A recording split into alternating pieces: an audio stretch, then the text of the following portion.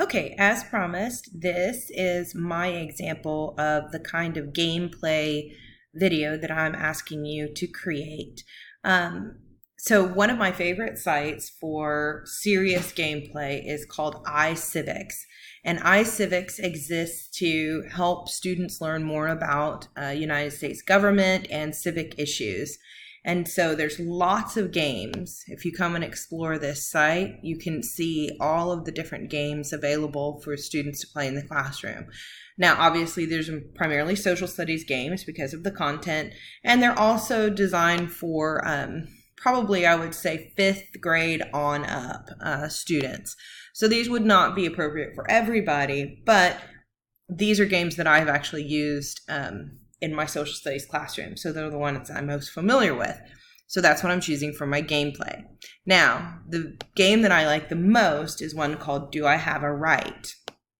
And so in my gameplay video example, I'm going to show you what Do I Have a Right looks like and discuss what I'm learning. So if I were demonstrating this to students, I would start off by showing them how to get started with the game. So iCivics is starting up right now, and it's loading. And once you get to the load screen, obviously you might want your students to log in, but they do make it possible to play without having a login. But if you do go ahead and have your students do all this logging in, you can have a leaderboard and achievements, and you really can actually track their learning a lot better. So that would be the ideal. But for now, I'm just going to come here and do a new game. Now, what's really nice about this, and I'm going to turn down the sound. What's really nice about this is they give you the option of playing the full edition, which is all of the rights, including the amendments to the Constitution. The Bill of Rights edition is going to be the first 10 amendments to the Constitution, which is the Bill of Rights. So we're going to click on here. And it gives you client cases in this game are about rights from the first 10 amendments in the Constitution. Now I'm going to click continue. And now you get to select your character and change what your character looks like. And you can modify your character pretty significantly.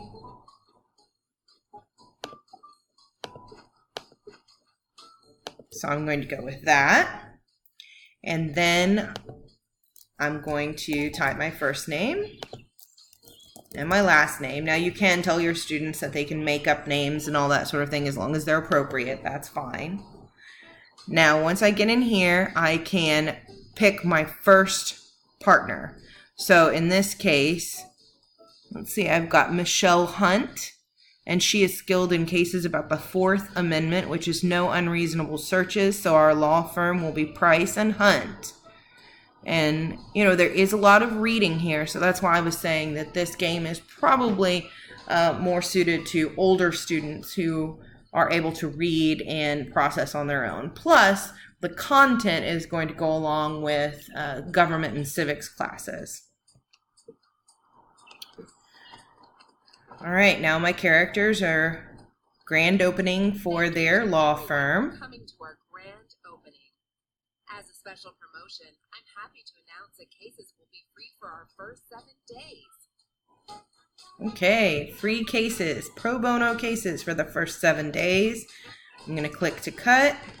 Tell anyone who needs help defending their rights, we're the best in the business and we won't let them down. Click OK.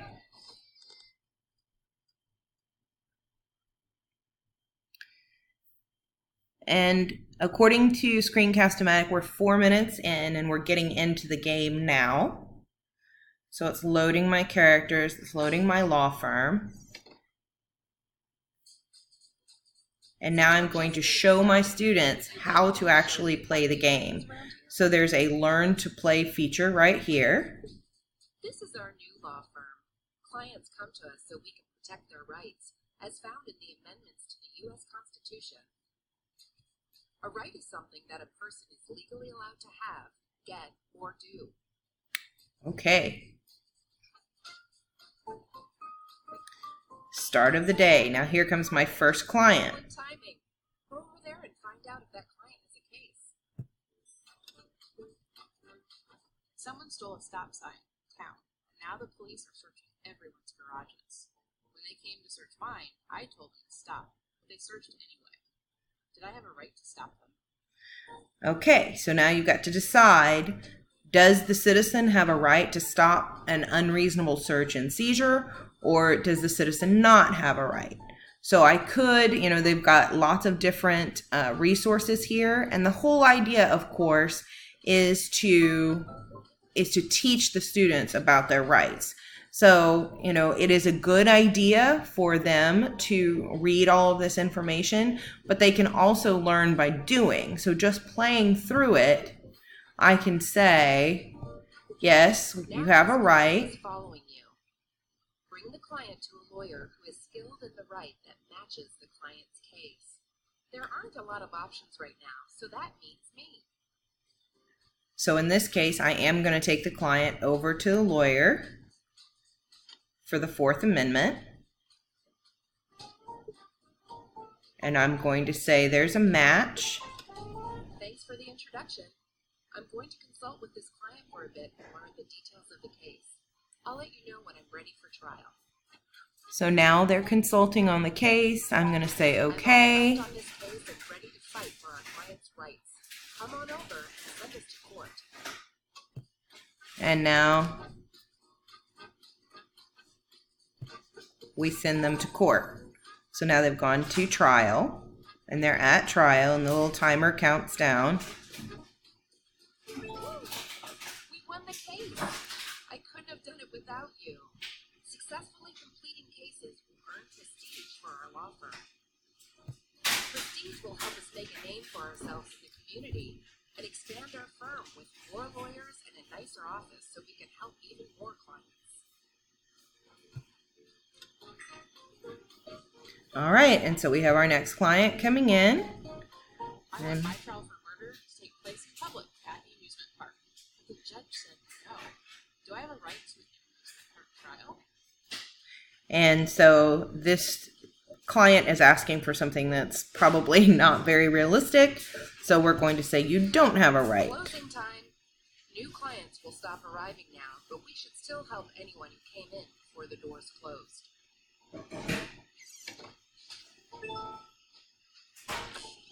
And good catch, that client had no right. End of day 1, 6 days left. And so, Phew, we made it through the first day. And don't think I sat idle while you were running around. I've been studying between cases, and I've learned how to defend a new right.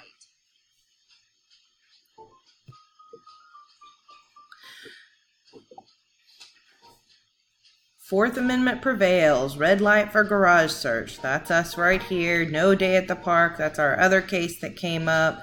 A new firm on the block. And all of this good stuff is in the newspaper. So it's a summary of what we did during this part of the game.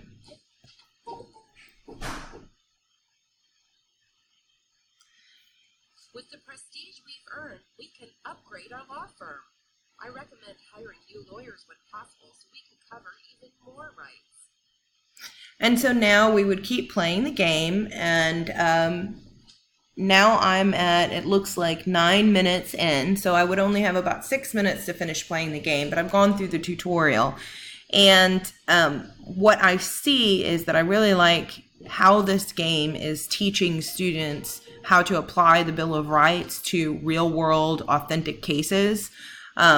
Making them make the decisions, and you see they would have to match what's on the Bill of Rights, what the Bill of Rights says, to actual cases that might occur even today. And so it makes that whole Bill of Rights really realistic, and it helps them to memorize at least the first 10 amendments to the Constitution that are in the Bill of Rights. So very helpful game, I believe, and something that I would definitely use in my classroom. So this is the idea of the gameplay video that I'm asking you guys to create. This one is 10 minutes long, so they do get a little bit long, but I think there's a lot of value in walking your students through playing a game and what they need to do and teaching them how to do it, and also just thinking about what the game teaches. So I hope you enjoy this. I hope you enjoy playing games, playing serious games, and thinking about what students would learn from playing them.